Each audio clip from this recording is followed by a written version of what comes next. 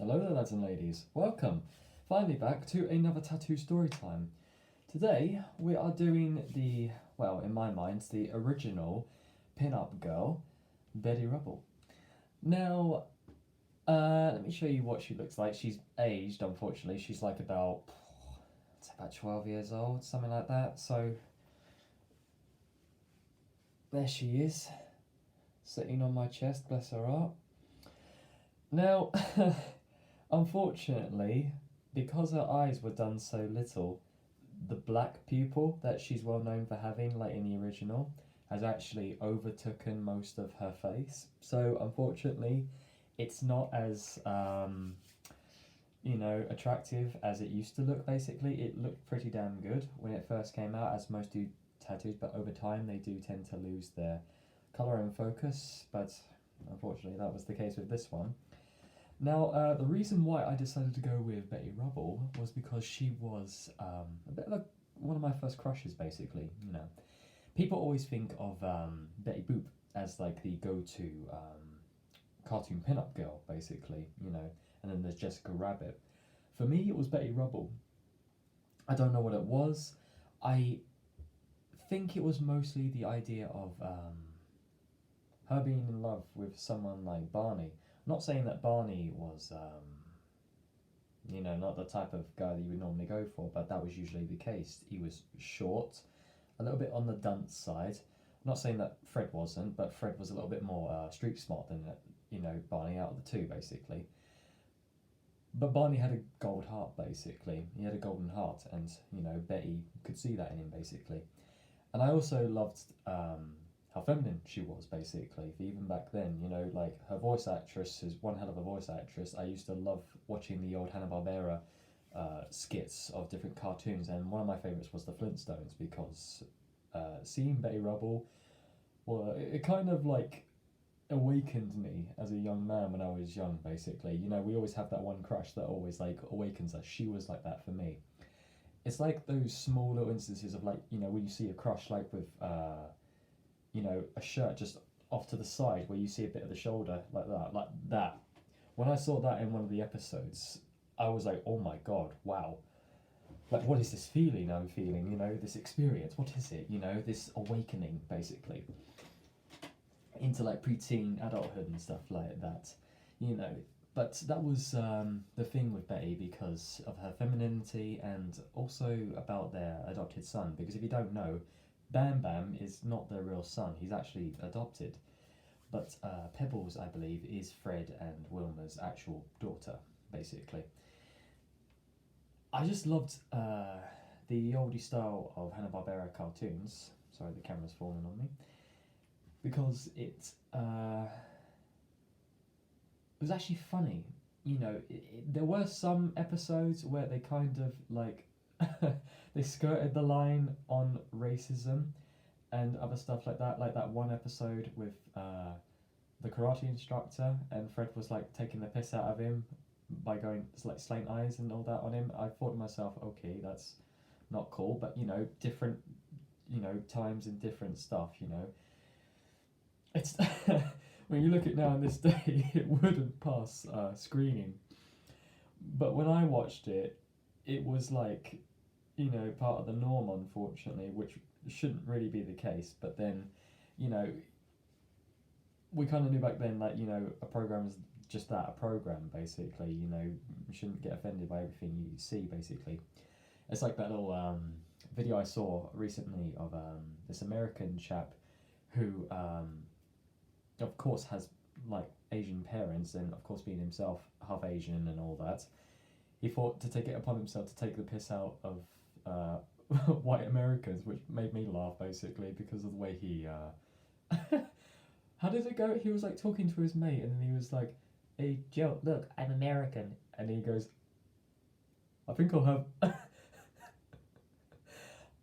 think I'll hey, you got any hamburgers? You got anything with artificial fats?" Amazing, like doing a straight up American accent. I mean, he wasn't doing the American accent, he is American, you know what I mean. So to me it's funny because you're just taking the piss. It's fine. You shouldn't take it out of precautions and all that. You shouldn't take anything out of insult when it's just there for a laugh, basically. It's kind of like, oh, I used to love watching the old Animaniacs. If you have not watched Animaniacs and the side skit that they'd always have with Pinky and the Brain, oh my god, those were classic shows. I kind of wanted to get Betty Rubble on my chest as kind of a reminder of me to never let go of those memories of my childhood, when it came to the old cartoons that really brightened my day when I was having a very awful day at school, basically. And that's the case with some people with nostalgia, really, how some of them lose that nostalgia, but with me, I kept that nostalgia for this tattoo because it helped me remind me of those fun times that I had watching those cartoons and the fun times that I had with my friends and my family back then. Basically, they were memories of a better time, basically, when I was younger, in a certain sense. It's like with that Animaniacs thing, where I can't remember, the older brother basically says, so you got fingerprints, and then the little one just pulls out Prince from nowhere, like the singer Prince, and then he goes, no, fingerprints, like fingerprints, and then she looks at him and then back to him and is like, ah, and then tosses him away. Nose, like head on the nose, you're meant to realise that he wasn't saying fingerprints, it's like fingerprints, like fun little joke that you wouldn't understand if you were a child, basically. I've noticed that growing up, there are a couple of things that I do remember in different films that I did watch that I didn't understand when I was younger. And there was one in Liar Liar. Oh my god, that film is funny. It's not a cartoon, but it has Jim Carrey in it, who's one of my favourite comedy actors of all time. And I'm glad that he's actually still kicking with films coming out, like with the whole Sonic franchise and all that. Yes, I didn't go and watch it, unfortunately, but I might have to, just to see him portray Eggman in it, just because I hear he's so wacky and wavy and inflatable, unflaming tube man style about him, really, which I find, I don't care. I don't care that Eggman took himself too seriously, but in this, he's played quite comically by Jim Carrey, because that's Jim Carrey. He plays a character how he perceives him, and I can respect that. I can respect Jim Carrey because he's a bloody comedy genius, really, in my mind, really. As with Robbie Williams, it's just a shame to hear about what happened to poor Robbie Williams, Such a brilliant mind and a brilliant soul, and it's just so upsetting to hear how, he left us, really. That's something we always want to do with comedy. That's what it really upsets me when I hear about what happened. I read the Oscars, I think it was the Oscars, yeah, with Will Smith and Chris Rock. That was a stupid display what Will Smith done. Honestly, it was bloody stupid. It's a G.I. Jane joke. It's a G.I. Jane joke. And he took it all out of proportions just because Mrs. Pinkett didn't fucking like the joke and all that. Well, sorry, love. If you claim online that you're proud of your alopecia and all that crap, don't get upset when someone jokes about it. Come on, don't be stupid. Honestly, that's why it upsets me about modern day times when they can't get movies right, which is why I'm really excited to go and watch Avatar: The Way of the Water. Finally, we get a sequel of Avatar, and I'm finally going to go watch it on the 17th. Downside is tomorrow I'm going to get a tattoo on my arm. It's already shaved, nice and smooth, silky smooth. Unfortunately, it's very freezing tonight, so yes, I'm going to have to get myself prepared in the morning. Just very cold, very cold. I'm not really looking forward to keeping this arm out for 6 hours, getting it cold and having cold water splashed onto it and all that. I'm more worried about the cold than I am the bleeding tattoo pain and all that stuff. Yes, so once I get that done tomorrow, I will then book the movie for the 17th. I'm going to go watch that. I'll probably bring my mum along to watch that because she went to go watch it with me the first time when we went to go watch the first film. And I think partly why I went to go watch it was because I heard Sigourney Weaver was going to be in it. I love Sigourney Weaver. If you've seen her in Aliens, she's one badass mofo. She's one badass main lead, really. You know, I love that woman. She's one of the best female leads in any film I've ever seen, really, and I've always believed that. Especially when I saw her in Paul. Paul was a fantastic film, honestly.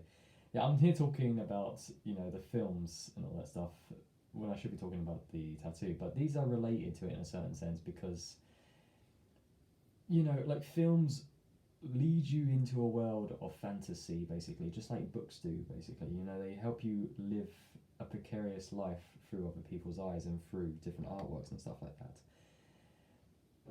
So when I decided to get better with Rubble, it was basically, yeah, as I've already stated, you know, the idea of like being able to live vicariously through my younger self by remembering those old memories of like, you know, the Rugrats, the codename Kids Next Door, Powerpuff Girls, Ed, Edd and Eddy. If you reciprocate with all those cartoons, you know what I'm talking about. The old, like, precursor, fantastic era of Cartoon Network and all that stuff. Oh, there was this one cartoon that I recently rediscovered again, Galactic Football. Oh my god, I'm not a fan of football. I normally don't follow football apart from my own club and England when they play. But my god, Galactic Football was the best football show on any platform. Don't even at me. I think it was on Fox Kids or something like that. I can't remember the name of the channel, but my god, it was so bloody good. Like, there was this thing that they would have known as the breath, which allowed them to do amazing abilities like jump high in the sky, do all sorts of bicycle kicks and stuff, and the ball would be flying everywhere, which way form and all that. I loved it. I honestly loved it. It reminded me so much of Shaolin Soccer, or I think that is what, I don't know what predates the other. I think Shaolin Soccer predates Galactic Football, but my god, it was like the first time like putting like a sci-fi dystopian future with like a 18th century pre-existing sport. Actually, I don't know when football was invented. I think it was either 1930 or sometime before that. No, I think it was like early 1700s or something like that. I'm not so sure. I know rugby was invented just after football or something like that, like in 1845, I think. I'm going to have to re-advise that. Because the old mythology how rugby was invented was the fact that, by the name of some young English chap known as Webb Ellis, he basically decided to F the rules and pick the football up and run to the other end with it. And the game of rugby was invented the same day, basically. I mean, it was made up, and there were like differences between like the league and the union, but I won't bore you with like the whole differences between the league and the union and how one was an amateur league over the other one being professional. So, you know, but that was the first time that I ever like found an interest in football was through this like kids show basically. But it wasn't a kids show to me. It was like every time I'd come home from school, it was on between I think 4 to 5, something like that, maybe 4:30 to 5. And I'd watch it and I'd wait every single day for the next episode because they had a story arc that was actually quite enjoyable. I watch it now and I realise the acting didn't quite stand the test of time because it was kind of like a bit overacted in certain senses, but the action nonetheless was amazing. I can't deny that. That's kind of what I'm hoping for with The Way Over the Water when I go and watch it. Like, the visuals look stunning. James Cameron does not disappoint whenever he comes up with a project for a film. James Cameron is one of the best American directors that I can call off of hand. Like, honestly, if he flops this film, it will not go down well because it is hyped to be one of the highest grossing films of 2022, if not the highest, because there's not much competition because most of the films that have come out this year have been god awful, goddamn terrible, and some of them have just not met the quota basically. Although I will say Planet Dinosaur, that might take the cake. That might take the cake because even that has easily outgrossed the first Avatar film. And what's funny about the first Avatar film, I've only seen it like 3 times.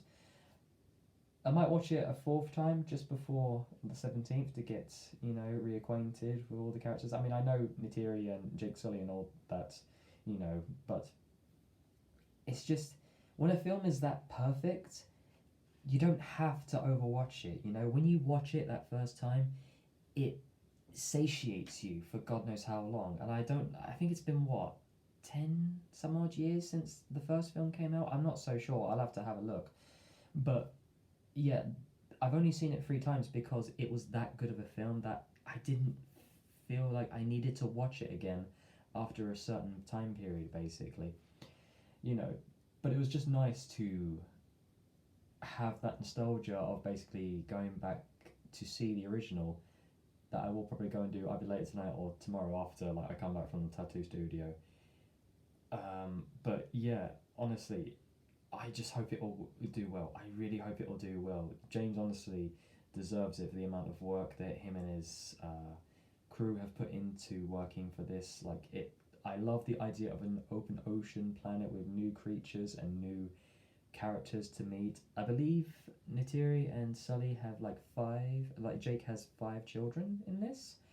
Don't know their names. Don't know the backstory. All I know is that they go to a village with these new Ometakaya people who are sea-based, I believe. There are like creatures that are like the pleurodons, different types of fish and stuff like that. So that'll be interesting.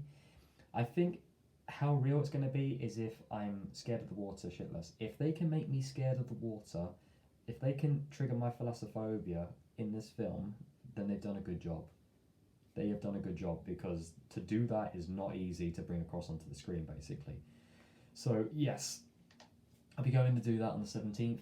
Yes, tomorrow I will be going to get a tattoo. What I was thinking of doing was adding a background of, instead of clouds on this one, as you can see, what I'm going to do is add some green hume, like green jadish green, with the background of waves going over it, basically. So Japanese style waves in a certain sense, if you know what they look like.